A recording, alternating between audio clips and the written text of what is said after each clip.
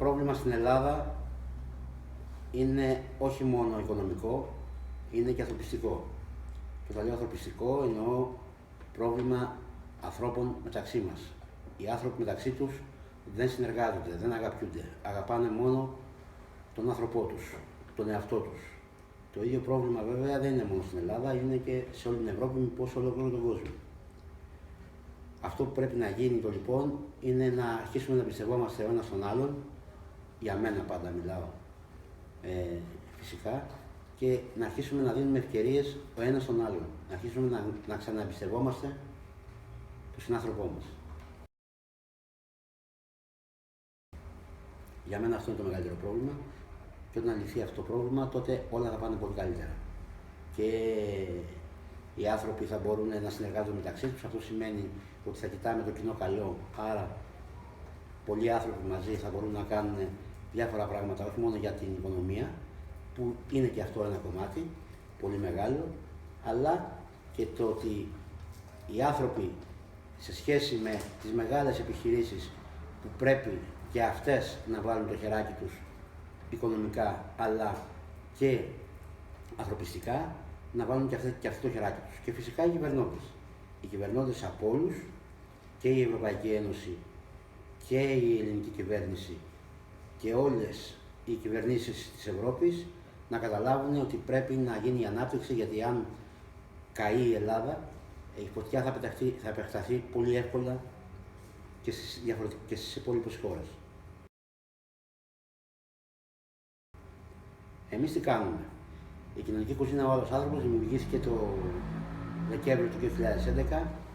Είναι μια κίνηση αλληλεγγύης, δεν κάνει φιλανθρωπία, δεν κάνει ελεημοσύνη, δεν έχει νομική μορφή, γιατί πιστεύει ότι η αλληλεγγύη βγαίνει από την καρδιά και την προσφέρει αυτός που θέλει να την προσφέρει, χωρίς να το επιβάλλει και χωρίς να το ρωτάει. Να το επιβάλλει, ούτε να το ζητάει κάποιος. Για μένα λοιπόν η δράση αυτή ξεκίνησε το 2011 και με μοναδικό σκοπό να κάνει γεύματα αγάπης στον δρόμο για τους συνανθρώπους μας, αλλά ταυτόχρονα να είναι και το φαγητό ένα όχημα που να μπορεί να μεταφέρει την αλληλεγγύη, την αφύπνιση των συνδύσεων μεταξύ όλων των ανθρώπων.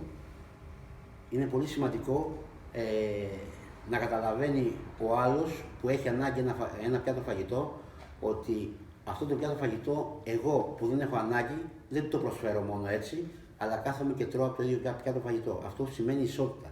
Αυτό σημαίνει σεβασμός. Δεν θέλουμε να λυπούνται ο ένας τον άλλον, γιατί κανένας άνθρωπος δεν θέλει να λυπάται τον εαυτό του.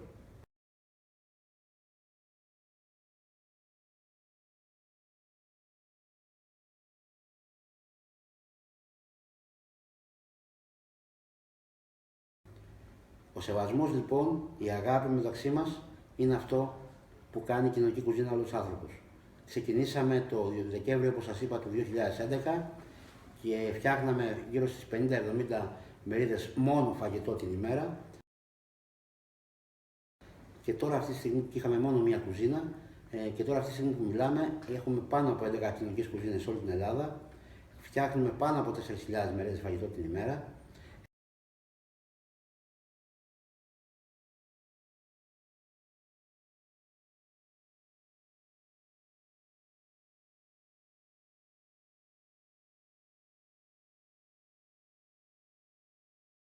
Έχουμε ένα χώρο, ο οποίο το έχουμε ονομάσει κοινωνικό σπίτι του άλλου ανθρώπου, που είναι ένα σπίτι το οποίο έρχονται διάφοροι άνθρωποι μέσα εδώ και κάνουν μπάνιο, παίρνουν το πρωινό τους, πίνουν τον καφέ τους, συζητάμε, έχουν το ίντερνετ, έχουν βιβλιοθήκη που διαβάζουν, υπάρχει ένας παιδότοπος που έρχονται και παίζουν τα παιδιά, υπάρχει ενισχυτική διδασκαλία και διάφορες άλλες δράσεις που γίνονται μέσα σε αυτό το χώρο.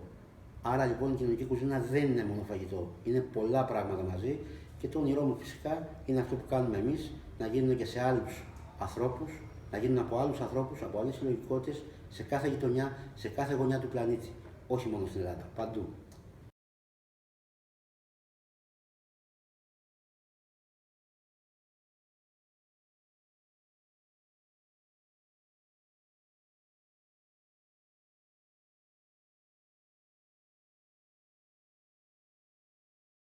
Αυτά.